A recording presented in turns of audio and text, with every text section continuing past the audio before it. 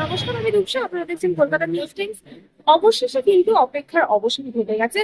আজ 19শে মার্চ ধুরন্ধরের পর ধুরন্ধর 2 কিন্তু আজ রিলিজ করলো বড় পর্দায়, এবং এই সিনেমাটা কিন্তু ইতিমধ্যে নজর কেড়েছে প্রত্যেক দর্শক, এবং তাদের কাছ থেকে কিন্তু আমরা শুনে নেব কেমন লাগলো তাদের এই নতুন সিনেমা। মানে অভিনয়টা নাকি গল্পটা?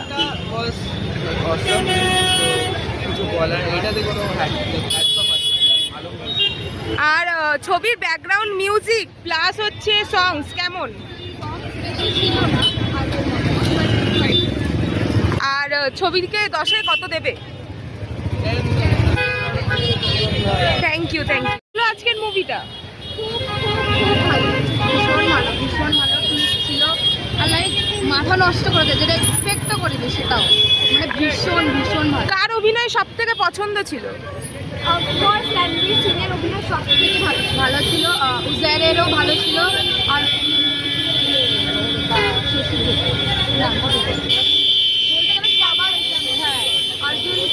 অর্জুন রামপালের অ্যাক্টিং হচ্ছে পিক লেভেল অ্যাক্টিং, সবার অ্যাক্টিং। 10-এ কত দেবে? 10-এ কত দেবে? 10-এ 10, একদম 10। Thank you. বয়েজ গ্যাং মিলে দেখতে এসেছিলে, কেমন লাগছে? কতটা এক্সাইটেড ছিল, আর আজকে কি হলো? খুবই এক্সাইটেড ছিল, জাস্ট দারুণ লেগেছে মুভিটা। 10-এ কত দেবে?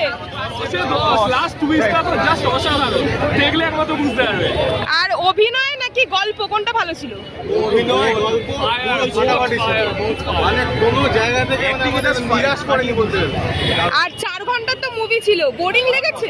একদম না, একদমই বোরিং লাগেনি, বসে বসে টাইম কেটে গেছে। আর কার অভিনয়টা সব থেকে ভালো ছিল?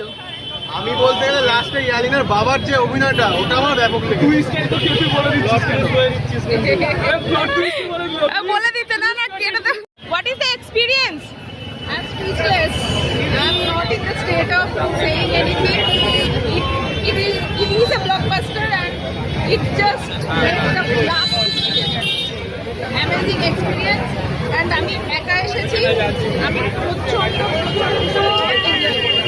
মানে কার অভিনয় ভালো লাগলো সব থেকে বেশি? Obviously রেখা পর দুজনের অভিনয় ভালো লেগেছে আমার, সেটা মুভিটা দেখতে হবে। একদম। আর 10-এ কত দেবে? 10-এ নাম্বার দেওয়ার কোনো জায়গা নেই। আর গল্পটা ভালো লেগেছে নাকি অভিনয়টা? সবকিছু ক্লাইম্যাক্সটা কি স্যাটিসফাইং? বলার জায়গা নেই, স্যাটিসফ্যাক্টরি, গুড, এসব কিছু পরিমাপ করার চেষ্টা। মানে এক্সপ্রেশন বলে দিচ্ছে সবকিছু। Thank you.